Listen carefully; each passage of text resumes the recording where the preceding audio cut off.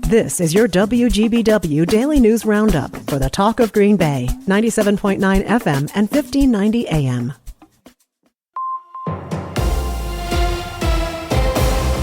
Civic Media News.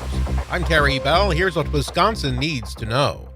Today is partisan primary election day, the first election day since new boundaries for Wisconsin Senate and Assembly districts went into effect.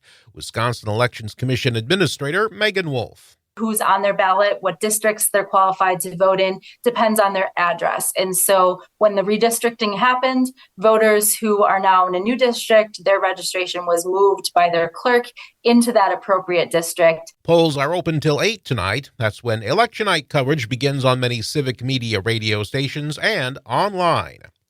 The last of 4 hotel security guards linked to the death of Devontae Mitchell in Milwaukee has made his initial court appearance. Herbert Williamson and 3 others restrained Mitchell on June 30th. Mitchell died of asphyxiation.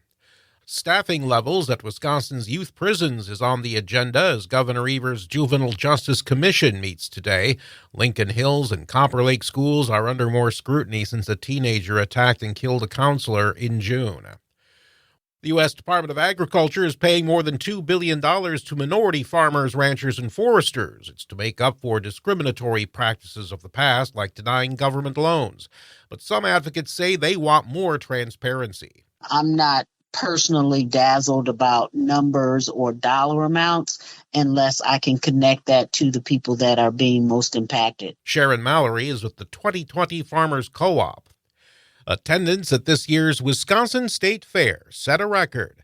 The State Fair Board says 1.1 million people came through the gates in West Allis. That's about 6,500 more people than last year. I'm Terry Bell, Civic Media News. Now, here's what you need to know closer to home. For WGBW News, I'm Lisa Hale. Grand Chute police have arrested 2 people in connection with an armed robbery of a coin store. Charges of robbery, aggravated assault, and criminal damage to property have been referred against 32-year-old Bo Wastel and 34-year-old Corey Schmitz. Police say some of the stolen property has been recovered. When a person with disabilities wants to work, Curative Connections in Green Bay says, let's work. Sean Franken, Director of Employment and Trainer Coordinator, says Curative Connection works to help adults with disabilities work. Age range 18 to, I think we have early 50s right now. So it kind of runs the gamut. We have people that have suffered traumatic brain injuries. We have autistic members, Down syndrome. So if you're willing to work, we'll certainly have you. In addition to work problems, Curative Connections has programs for people with memory loss, dementia, and brain injuries. A 22-year-old Kaukauna man is charged with homicide by intoxicated use of a vehicle, hit and run involving death, and operating on a revoked license causing death for a crash Sunday morning that killed a young woman in Kaukauna. Zachary Burr is being held on a $250,000 cash bond. Gas prices fell almost 15 cents last week. The average across the state is $3.40 per gallon today. Demand is dropping as summer driving season is slowing down. Patrick DeHaan, head of petroleum analysis at Gas Buddy, says as long as we can avoid a major hurricane threatening refineries in the Gulf region, the declines should continue. Gas prices in Green Bay and the Fox Valley range from $3.31 to $3.34 per gallon. Today is the partisan primary. When you head to the polls, you'll be narrowing down races for Assembly, State Senate, United States Congressman, and other local races. There's also referendums. To see what is on your ballot or to find out where you can vote, check out myvote.wi.gov. The Wisconsin Department of Transportation and Governor Tony Evers have announced $174 million in state funding for road projects over the next 5 years. The funding will be distributed through the Local Roads Improvement Program, a reimbursement program that can cover up to half the cost of improving deteriorating roads. Wisconsin will also receive $200 million from the bipartisan infrastructure law to fund more than 150 projects improving the state's roads and bridges. And that's what you need to know. I'm Lisa Hale, WGBW News.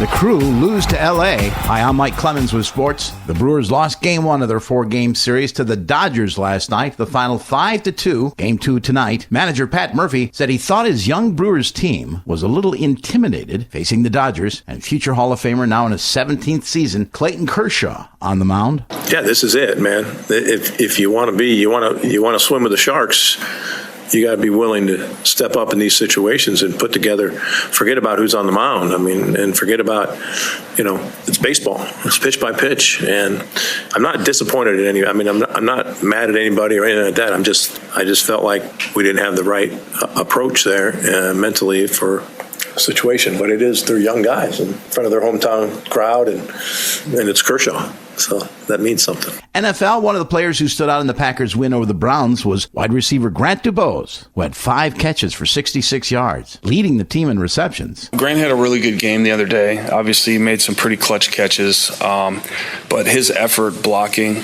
was excellent as well. So I was really pleased with that with him. He had a really good game. That's Packers offensive coordinator Adam Stenovich. The team heads to Denver for a joint practice session later this week. With sports, I'm Mike Clemens. On your entertainment beat, I'm Pete Schwaba. If you're looking for a movie this weekend that is ripe for theater viewing as opposed to streaming, and you can't seem to get enough of franchises, check out Alien: Romulus. Not even sure I need to explain what it's about, but the story finds colonizers in space who end up in peril when they come face to face with, you guessed it, aliens.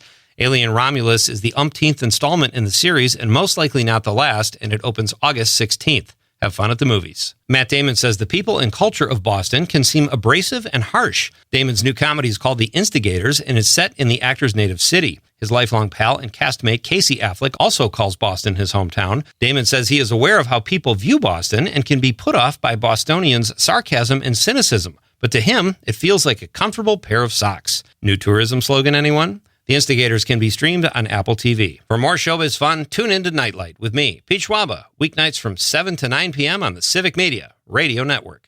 Partly cloudy today with an isolated shower or thunderstorm possible later this afternoon. Our high 83 with wind out of the southwest at 5 to 10. Tonight, clear 62. Tomorrow, partly cloudy 84 with showers and thunderstorms likely Thursday and Friday.